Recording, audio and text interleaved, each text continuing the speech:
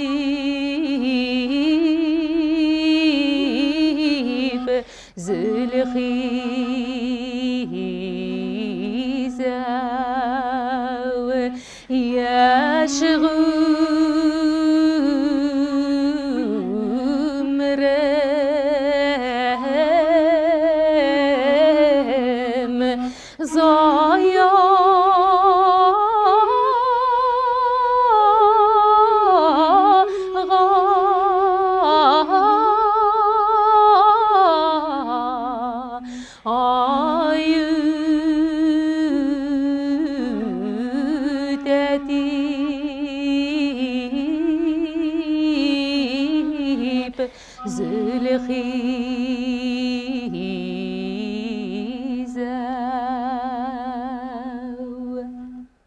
Ошоның менән безнең дәресебез тамам. Барыгызлык икеләһе дәресләребездә көтеп калабыз. Был йырды мотлак өйрәнегез һәм уңышлар һеҙгә.